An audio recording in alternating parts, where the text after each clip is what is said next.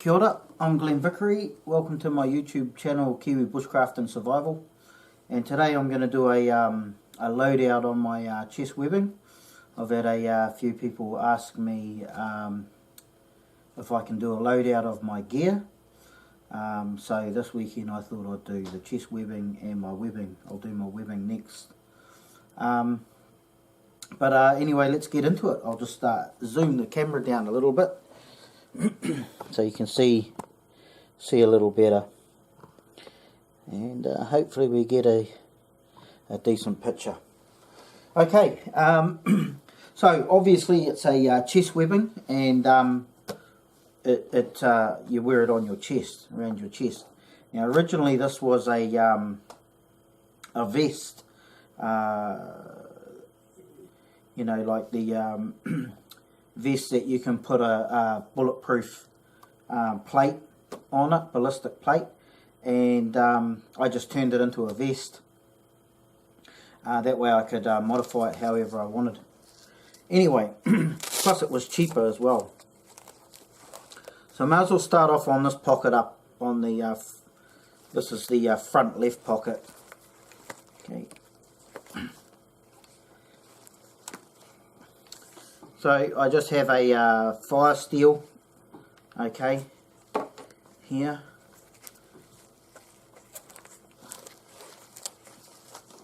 And I'm not quite sure, I pull everything out.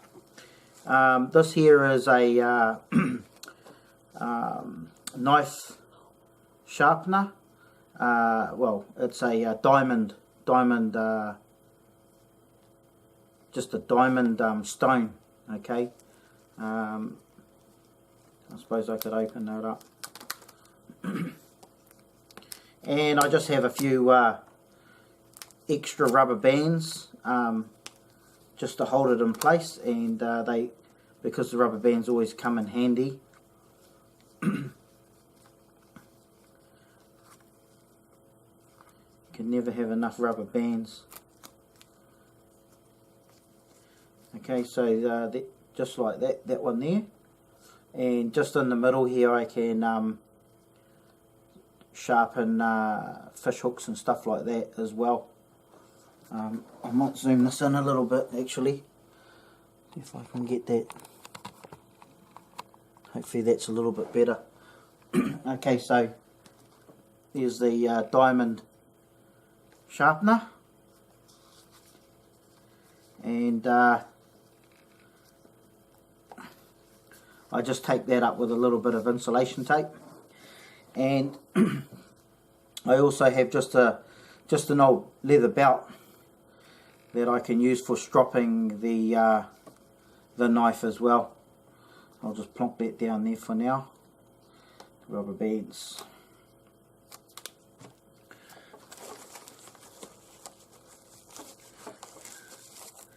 So also in here I have just a couple of lighters, alright, just cheap budget lighters really. It's just a lot easier lighting with these when you need to, and but they're just there in case I need them, okay. Otherwise I just use the fire steel. And here I have the magnesium block, and also a fire steel as well, and another striker. I don't really need this striker because I got another one here, but you know, this acts as a additional can opener, and it's also got a little ruler on it, so I quite like it. But the magnesium is really good for when it's really wet out in the bush, especially in New Zealand. It can get quite wet out there. And I have these attached just to the side of the pouch here, so they don't get lost. So that's pretty much my fire starting pouch, and and also just for sharpening, keeping my knife sharpened, my knives sharpened in that. And in this pouch here I have my headlamp. Okay, so it's just a lens LED headlamp, and it's not fully waterproof or anything like that, but it just keeps the, it can handle the showers and stuff like that, and it's just a headlamp. Alright, runs off 3 AAA batteries. Okay, I'm not going to open it up. Pretty sure it's 3. 2 or 3? 3 AAA batteries. Very, very handy. Okay, so when you're walking around in the bush or anywhere, okay, that just gives you a light even around your base camp or anything like that. And I don't keep the batteries in it. I keep them separate from it. I put them in it if you're out in the bush, yeah, but I don't leave them in it because otherwise it can it could rust. And here I have my AAA batteries. Alright, so it's the AAA batteries, and these are 1000 amp hour, if I remember right.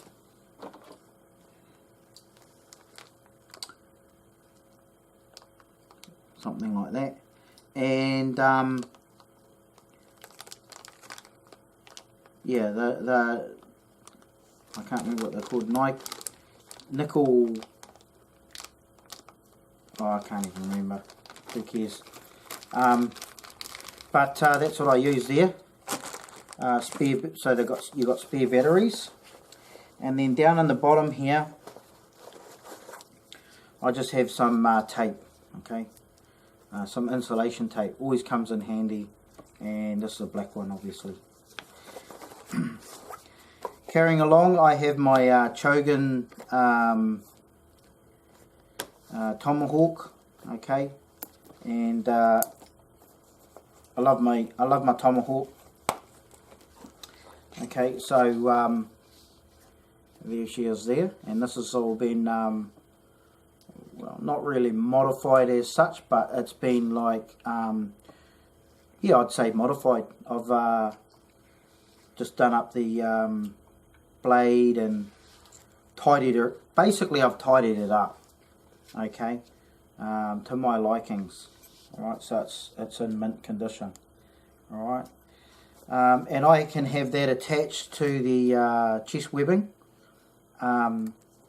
Obviously, I can take it off like this. I could take the entire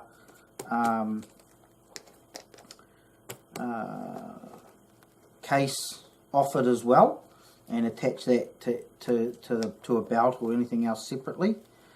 So that's quite good. I quite like that. My gear is predominantly designed, made for like permanent, being out there permanently if necessary. That's my goal. So just keeping that in mind, it's designed to be out there permanently. Okay, in my next pouch, moving along, is where I carry my reading glasses. Now I need reading glasses these days, but I've got them on at the moment. Okay, so that's what that next pouch is for. And the one right smack in the middle here, I have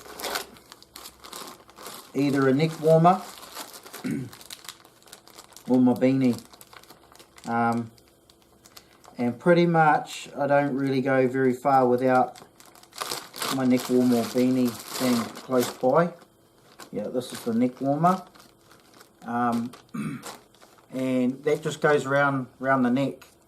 Okay, so the head goes through the middle, and you've got your neck warmer. Extremely important to have a neck warmer, in my opinion, for when it gets cold. This is going to keep a lot of your heat in. You lose a lot of heat out of your through your collar, okay, through your collar area, and up out of the chest area, and keeping that heat in when it's cold is important to preventing hypothermia. So this is one of my main pieces of equipment. Don't go anywhere without it. Just leave that down there for now. Going along to, let's double check. Going along to my last main pouch will be my beanie, okay, or woolen hat, or whatever people want to call it. I prefer sort of either nylon or polar fleece type things. Okay, so just a nice warm hat. Alright, again, with your with neck warmer and beanie, you're sweet as. Okay, and if you lose your pack, for some reason, as long as you've got your neck warmer and your beanie, most of our body heat comes out of, like I said, around your chest area, up through your collar, where your collar and that is, and out your head. So, you know, even if you don't have a jacket or everything else is wet, you know, you keep those main two things warm, and you'll be reasonably, you know, it's going to make life a lot easier and keep you potentially alive, which is the whole thing. And at the bottom of this this pouch here that I'm waving around, okay, I have another insulation tape. This is a red one, and I can use this for marking things. Okay, if I need to mark something, like a trap, or, you know, anything. Normally this sort of thing here would be used for marking booby traps. If there's a tripwire across the track or something like that, we'd just take a bit of this off, okay, and we could mark it. And I'll put that back in there. And in this little just move this stuff. I'll move this stuff down actually. And in this little pouch just over here, currently I just have my some oil for the for oiling all my equipment. Okay, weapons and rifle and just whatever else. You can oil your knives, your chogan, and just whatever. Okay, so this is rifle oil.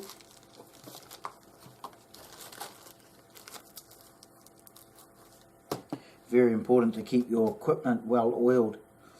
And then moving across right to the far end, I have my binos. Okay, so these are Gerber. I don't normally buy Gerber equipment and stuff like that. I'll just unattach this.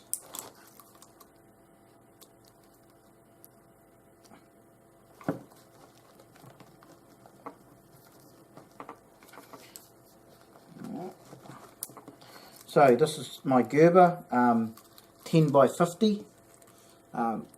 Very powerful, and the actual name is Gerber Montana. Okay, very powerful binos, a little on the heavy side, so I'm probably at some stage I'm going to get a smaller pair of binos, probably 8 by 40s is what I'd probably prefer. And the caps on here, I just put these on myself, okay, just to keep the binos protected. These are fully waterproof and fog proof. They're excellent binos.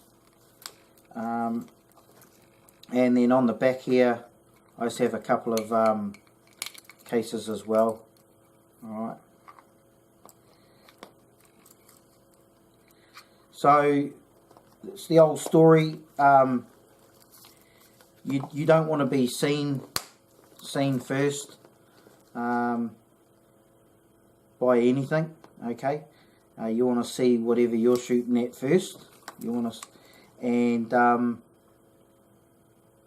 yeah, so you don't want to be seen first, and you don't want to be heard first, and you definitely don't want to be smelt first either. So the binos help with making sure that you're not seen first. Okay, you can see at long ranges with these. And on my loadout, I actually have it here where I can loosen up. It's a bit hard doing it without it on me, but I can loosen this up and I can bring the binos up to where I am, okay, like so, and I can use the binos. As you can see, they're attached right down here, fully attached, okay, and then obviously I can detach them with the plastic clips here, or I can detach them with the metal pieces on here, okay. And I actually made a I don't know what you'd call it, a bino, like where you can just have the binos wrapped around your chest area as well. So I think that's in the boot of my car. I'll just leave them there. Anyway, those aren't necessary when I've got my chest rig or chest webbing. Okay, these two things I've got over here, okay, you can see these two plastic clips here. Those are there. I can undo these and slide all of this webbing here that you can see. I'll just bring up the camera a little bit. It's like I'm almost out of shot sometimes. So these two plastic clips here, okay, that are attached to all this webbing, okay, that I got fed through here. These are for what do you call them? If you get shot or injured, okay, where you can just shut the blood off, like tighten them onto you. I can't remember what you call them. Oh God. Anyway, doesn't matter. You know what I mean. Okay, so you wrap that around. You pull this off. You wrap it around you. Wrap it around your arm somewhere, and you just tighten it. Tourniquet. All right, it's a tourniquet. So I've got two tourniquets. All right, very important to have. A lot of people forget about little things like that. Okay, on the top of my pouches, I could turn it around this way. It'd probably be a bit easier to sort of thing, I suppose. Okay. On the top of the two pouches, bring this down again. Right at the middle of my three pouches, here's my three pouches, the middle ones. I have a, I don't know if you can see that, I have a knife, and it's a, it's just a opening knife, okay.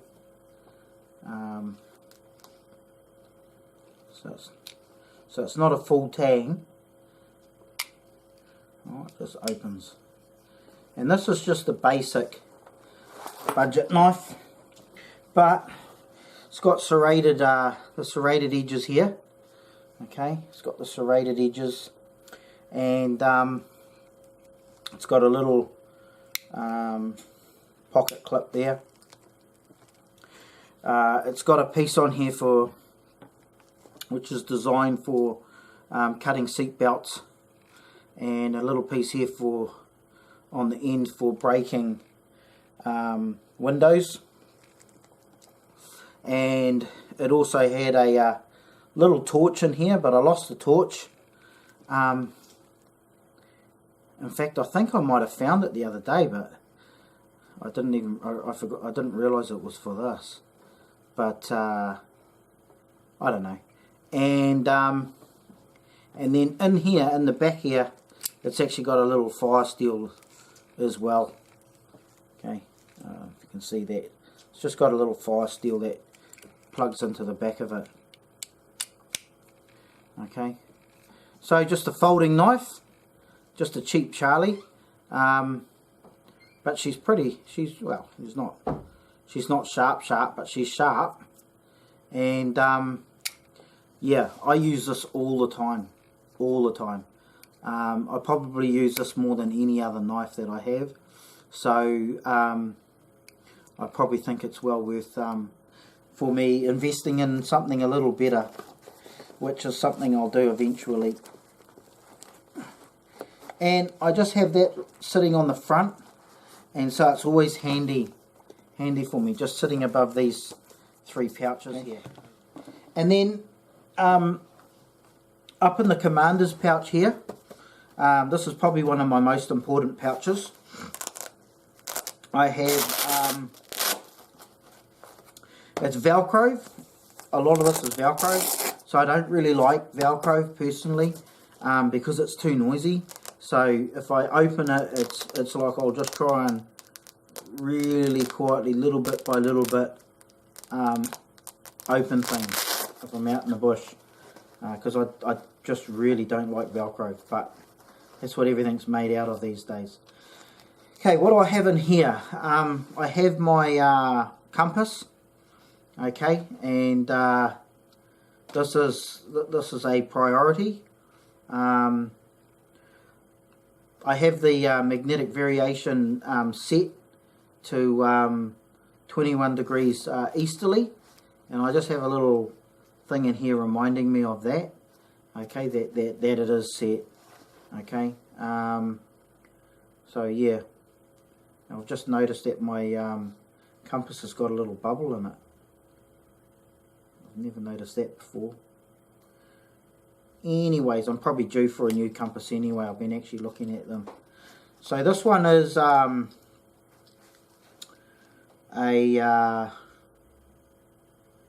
in mils, 6400 mils, the base plate, and I'm probably going to look at getting one in degrees anyway. But this one is only designed for the southern hemisphere, and I really want to get one that is designed to be used in the northern and southern hemisphere. But yeah, so it looks like it's time for this one to go.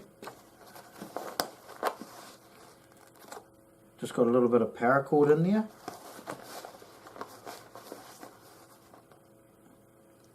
Earplugs.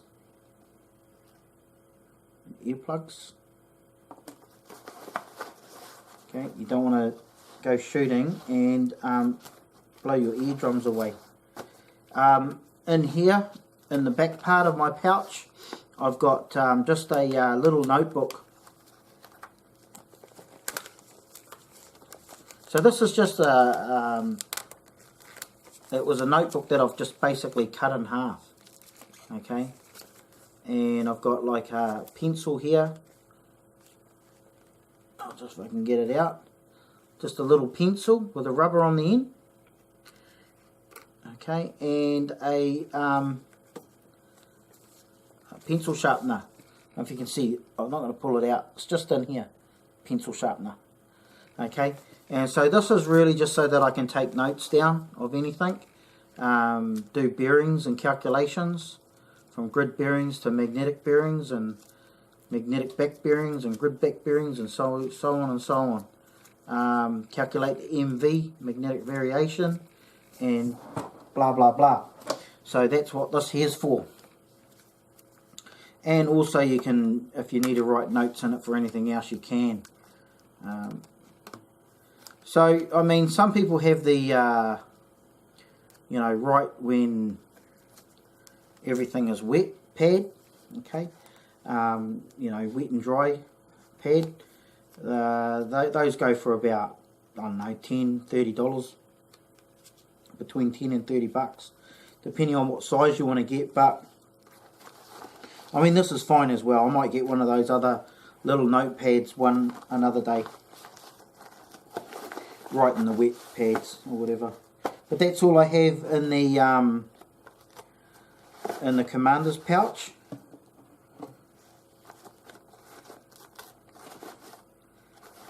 And to the right hand side of the commander's pouch, over here, I have a torch. And the torch I have is quite a good one. It's an Ultrafire Cree.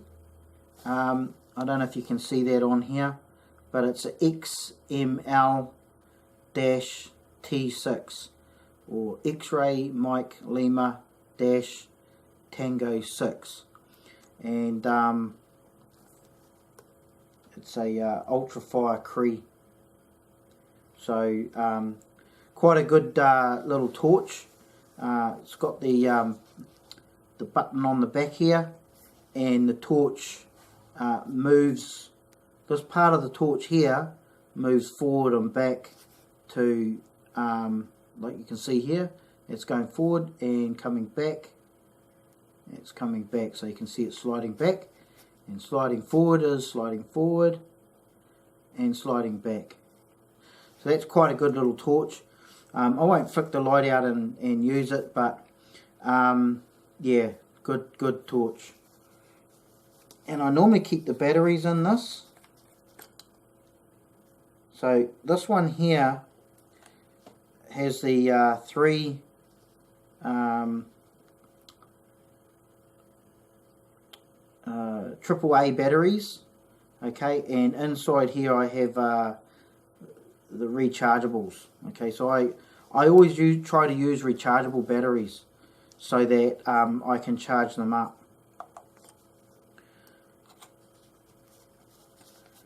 And I have a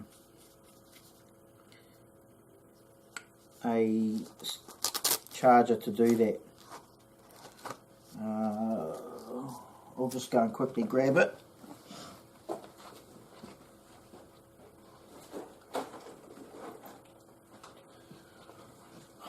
So this is not part of my webbing gear, the chest webbing, but the charger that I use is the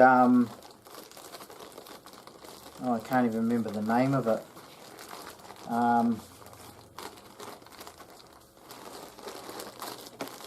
But it's a solar power, Goal Zero. So I use the Goal Zero. I use the Goal Zero Nomad, okay, Nomad 7 for charging, okay, for recharging the batteries if needed out in the bush.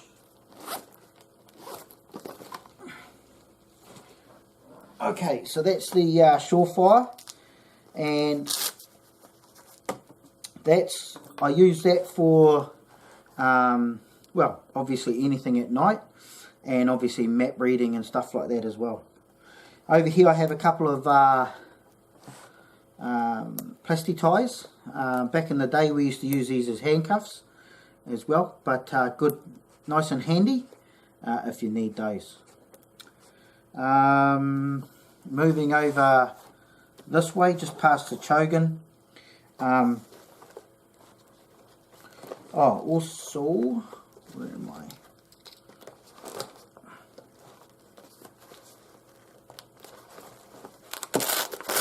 Put that back into there. Okay, also over here I have, I don't know if you can see that, this sort of old school can opener. Okay, just a little can opener. Alright, and I have that attached to a, just got a few bits and pieces here. Right. Bring that out. Okay, so I have the, just a little can opener, and you just plonk that into the can there. Okay, I don't know if you can see that. Plonk it into the can, and you just open it up like so. Alright, so I could either use this or the knife to open cans, not a problem. And over here I have a what some people know as a pace counter, and I have 10 of these little beads here. Okay, so the bead will go 1, it's 100 meters, 200 meters, 300 meters, 400 meters, and so on. 5, 6, 7, 8, 9, 10. So for 1 kilometer. Okay, so I can pace out as needed, and then just reset them as needed for navigation purposes. And right at the underneath this first pouch that I showed you, okay, under the first pouch I have in here, I have 550 paracord. I don't know how much is there, but enough that if I need cordage, I've got it at all times. And that's all I keep in under these 2 pouches here, the first 2 pouches I showed you, and that just sits under here. I'll show you just in there. That's where the paracord goes, where my hand's going now, and that's just held in with this. It just slips through and locks into place. And what else we got? Yeah. And then I have the map.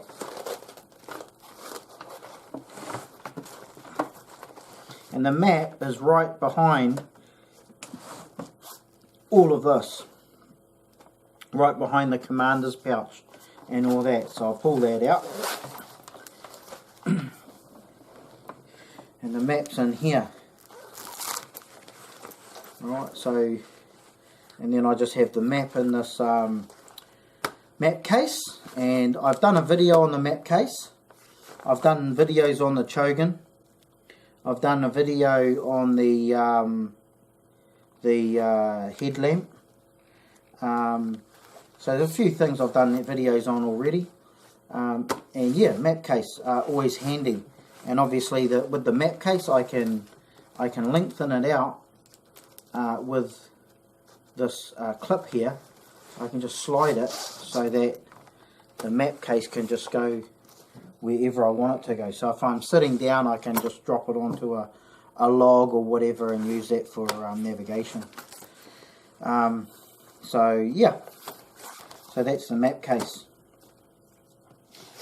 And this map case it's fully waterproof. Should I say, inside the map case here has a waterproof bag where the map goes in, and so you could throw this under the water or into the water and it's not going to get wet. So you don't want your map getting wet. Big no.